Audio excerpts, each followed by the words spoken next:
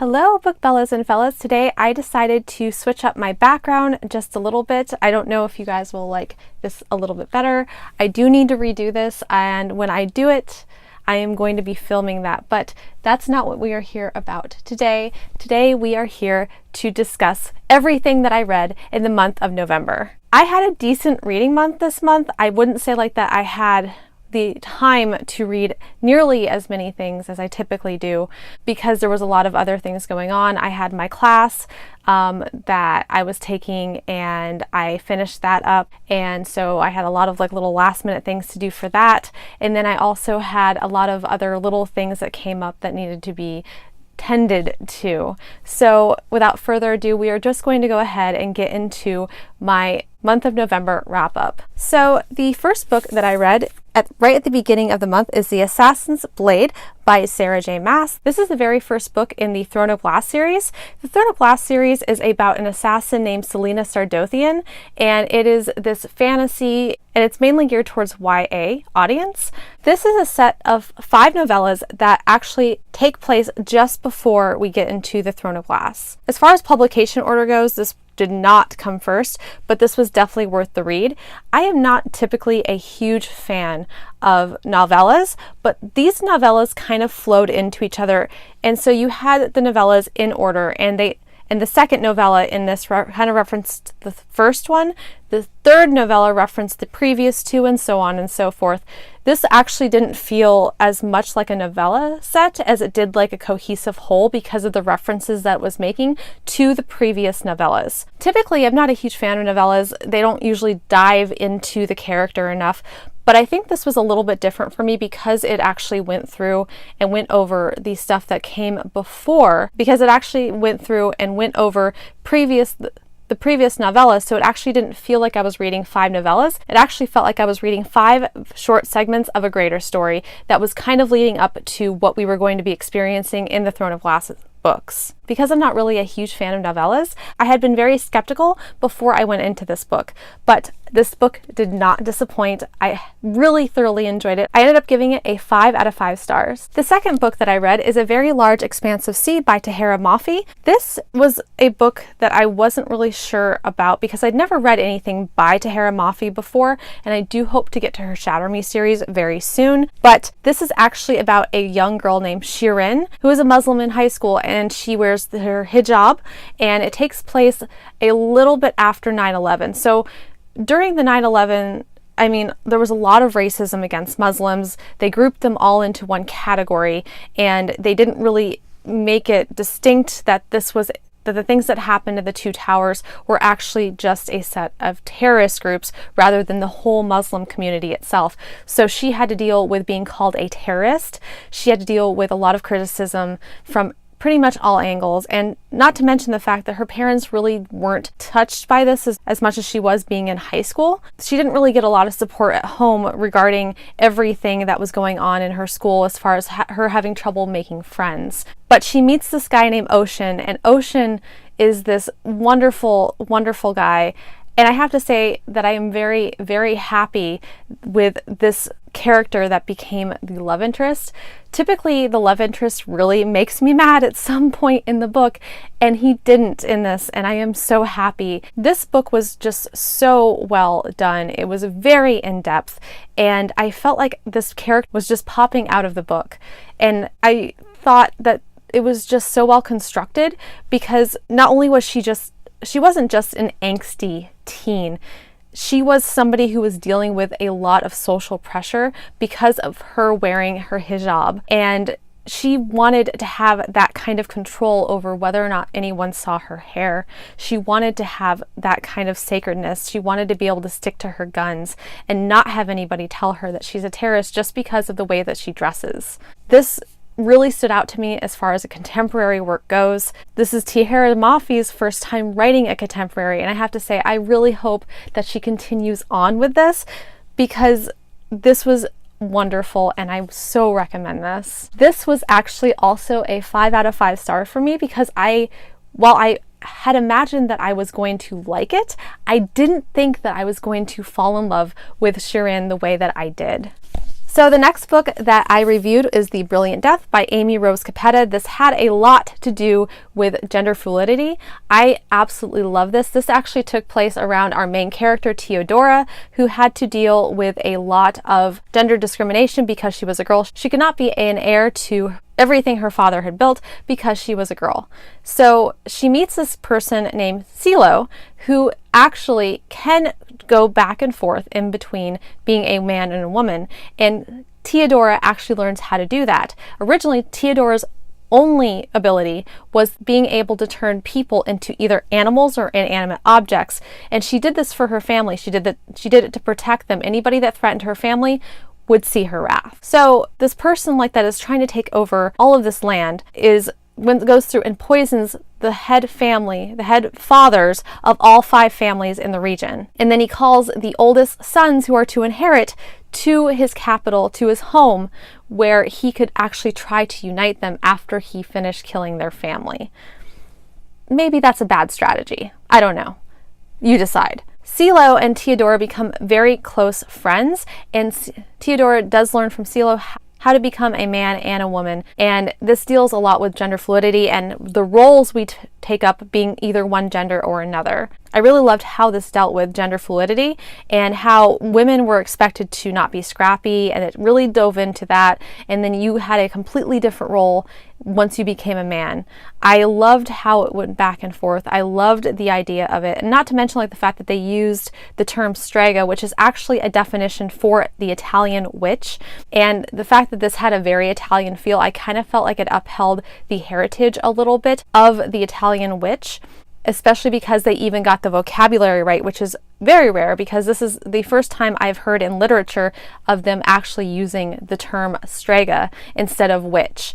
And being the fact that this had a very Italian feel, I felt like it just all fell in line perfectly. Ironically enough, this was another 5 out of 5 stars for me. I devoured this book like in a day. I absolutely loved it, and I do highly recommend it. So the next book that I read after that was actually a novella, and I read that on my Kindle because it's only like a little over 100 pages, and it's actually called Snapshot by Brandon Sanderson.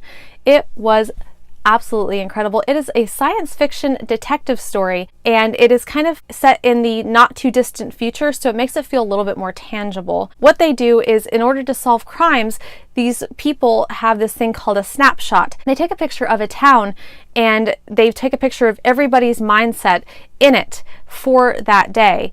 And so these detectives can go in from the real world, and they carry badges so that people know that they are from the real world, and then it kind of makes them realize that they are in a snapshot. So the people like that are in a snapshot, they can be killed that day, but at the end of the day, the snapshot gets turned off anyway, and they can restart it in the morning, and everything will be just as it was. The only problem is the fact is these detectives that go in there can cause something they call deviations. Deviations are kind of like the ripple effect. I kind of had like that going back in time kind of effect.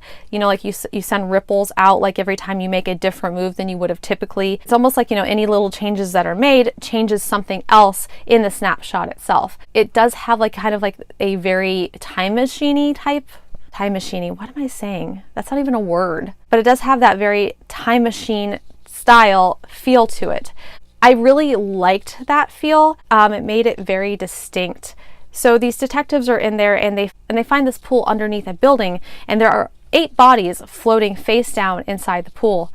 They keep trying to access the database to figure out what the police department already knows about these murders, but unfortunately they are not able to access this. So they decide to take it upon themselves and investigate this crime. This had a very intriguing multi-layer effect for being a short story. Brandon Sanderson honestly can do no wrong. This was amazing, and I loved how it had that science fiction feel and how it felt so relevant and how developed the characters were, considering how short it was. Brandon Sanderson, hands down, this was another 5 out of 5 for me. Also, if you guys are interested in the book itself, I am leaving a link at the bottom in the discussion for that snapshot itself so that you guys can access it should you want to, because I did thoroughly enjoy it, and I would love to discuss it with anybody that decides to go ahead and read it because it is so good. So the next book that I read is Empress of All Seasons by Amiko Jean. This is about two different races that are kind of coexisting together, but not very well. You have the Yonki, who are these otherworldly beings, like they're part animal, part person. Some of them are animal all the time. Some of them become animals. Then they also have a human form. So they have several different versions of the yokai. I've been saying it wrong. I'm trying to get this sound right. So yokai is how it's pronounced, I believe. And then you also have the humans, and the humans don't like the yokai very much.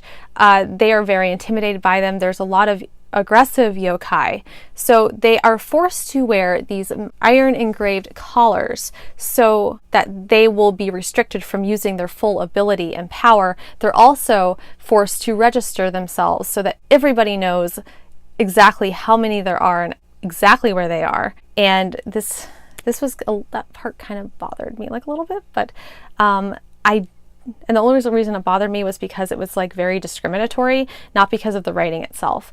Although there were parts in this that kind of bothered me as far as the overall presentation, especially at the beginning, like where they were discussing things. They would go through and I would have to go back and reread to make sure I didn't miss something, because they didn't actually name the particular thing that they were describing until after they got done describing it further down. So that was a little bit confusing, and I didn't really like that very much. It was a little bit confusing. It kept making me think that I missed something that was more prominent in the beginning than it was anywhere else in the book itself, and it didn't last throughout the entire thing. So it did actually end up clearing up, which was great, because I really didn't want that taking me out of the story. That really took me out of the story right at the beginning, and that really bothered me. We also have several different perspectives in this. We have Mari, who is a yokai, but she lives in the mountains, so she's not registered, and she decides to, and she's been training all of her life to compete in what they call the 4 seasons test. The prince has to marry anybody that survives all 4 season rooms. Each room has a different season in it. They have somebody in charge of those seasons. The seasons are very brutal, and you have to know how to fight. You have to be very strong. You have to be very good at surviving. But the only trick of it is that the yokai are not technically supposed to be competing. Because of the type of yokai Mari is, she's expected to marry the prince, get away with his money and all of his fortune, and come back to the mountain and share it among the other wives.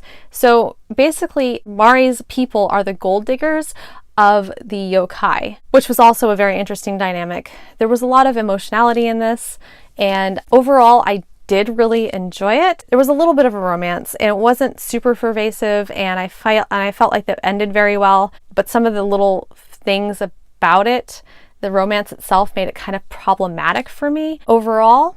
But I'm not going to get into that because I don't want to give you guys too many spoilers, just in case you still want to read this. I do recommend it. It was a very good book. It was very atmospheric. It is an Asian-inspired fantasy, and it was very unique, and I did enjoy it, aside from a few problems that I had with it. I ended up rating this a 4 out of 5 stars because of the problems that I had with it. So the next book that I read is Dry by Neil Shusterman and Jared Shusterman. This is another multi-perspective book regarding something they call a tap out. This takes place in California, and the governor of Colorado just decided to take away the river and keep it for themselves. The water is drying up, there's nothing to drink, and this book made me so incredibly thirsty. And I'm sure like a lot of reviewers are saying that, but it's so true. It makes you realize how important something like water is. Hold that thought. Seriously, just thinking about it. So honestly, like this, something as common as water running out, and people can't get water for days. Like there's this whole kind of crumbling of the society. And I mean, it doesn't really happen at first, because as time goes on, things get more desperate. They're having more and more problems finding water. Nothing's coming out of the spout. It was such an intense book. It got so real, and it felt very real. And the way that they phrased it, they didn't come out directly and say that it had anything to do with global warming, but they kind of make it into an ideal possibility that this is one of the things that could happen from global warming, is that we don't get as much rain and we start to lack water. I wanted to go out and buy several cases of water after finishing this. It was so good, and it felt so real, and in between all of the different perspectives that we were getting, which was kind of interesting. We had somebody who was extremely high in socioeconomic status giving us his opinion, and we had somebody who was much lower and homeless. And you got to see a firsthand account of how each person from the socioeconomic status was handling being without water. Of course, the guy like in the top part of the socioeconomic status was trying to profit off of all of this. And that was really bothersome to me. He was, of course, purposely unlikable because of him trying to profit off of everybody's misfortunes and struggles to survive. And then in between the multi-perspectives, you also have some news articles which kind of gave you a more encompassing view of everything that was going on. And it just felt very well-rounded. And Neal Shusterman is really an auto-buy author for me. I really love everything he's come out with that I've read so far. And I ended up giving this another 5 out of 5 stars. I've had a really good reading month. So the 7th book that I read is Brandon Sanderson's Skyward. This is a YA science fiction by him. Another Brandon Sanderson, and I absolutely love this. It was about a girl named Spencer who grew up with a father who was a pilot, and he dreamed of the stars, and he dreamed and he could hear the stars, and he flew and he fought against these things that came, these people that came out of the sky in fighter planes called the Krell. Nobody's seen them. Nobody knows what they look like. Nobody knows why they're attacking us, human beings on this planet that is not Earth. And so he goes up and he fights these Krell, and he's one of the best known fighter pilots, and he's very popular with everyone. But on this particular flight, he abandons his crew, and he is forever labeled a coward. Spencer has to live in that legacy and fight to become a pilot herself, to uphold her father's legacy. She doesn't believe that he was an actual coward. She believes that something happened and nobody knows what it is, and she's determined to discover the truth of the situation. She's also determined to make it into flight school, but they're making it very hard for her to get in there because of her label being a coward. She wants to fly like her father, but the people higher up believe that it's a genetic defect that could potentially turn her into a coward as well. There's a lot of intrigue in this. There is a lot of fantasy, and there is this character called Mbot who is awesome. He is this robot that talks, and he is very intelligent, and he's also very funny, and he was definitely the comic relief. I loved this book. It was very well developed. It is a pretty good sized book. It's about almost 600 pages, and I really loved how in-depth it was. This is the first of a series, and I think they announced the next one out next year, but this was also a 5 out of 5 star for me. So this was definitely a Brandon Sanderson kind of month for me, because this is the next book that I read by Brandon Sanderson, which is Legion: Lies of the Beholder. This is the third book in the Stephen Leeds trilogy. This is one of his more contemporary books. It's about this guy named Stephen Leeds who has multiple people in his life that are crazy. The only problem is that these people are not actually anywhere but in his head. Stephen Leeds is a very intelligent man. Every time he learns a new skill, what they like to call aspects materializes and learns that skill for him, and that skill is stored in that aspect. He has a huge house, and each aspect gets its own room. He interacts with it. He brings the aspects with him. They each get their own seat. It is all very real to him. Of course, he is sane, and the rest of the aspects are crazy. This had a very mystery feel to it, like he went through in each book and solved a mystery. It started out very light and it got very real towards the end. I don't know that I would consider this fantasy. It really had to do a lot with mental health and where he was at, and about him combating his possibility of digressing into the muddled mess that he was before he obtained these aspects. This summed up the rest of the trilogy. They did come out with a trilogy in the States where that has all 3 books in one book. I do absolutely love this. Part of me feels like it was ended very, very well. The other part of me, of course, because it's Brandon Sanderson, left me wanting more. So I absolutely love this. But this is the 3rd book that I've read by Brandon Sanderson, all of which have been labeled a 5 out of 5 stars, and this was no exception. I also labeled this a 5 out of 5 stars. Well, guys, thank you so much. I had a really awesome reading month. I had a lot of 5 out of 5 star books. So I was definitely not bored this month. I was not disappointed by anything that I read. Overall, it was awesome. So thank you guys so much for watching. If you like this video, hit the little like, hit subscribe, and hit the little bell icon so that you can receive emails every time I post. And as always, thank you so much for watching, and I will see you again very soon.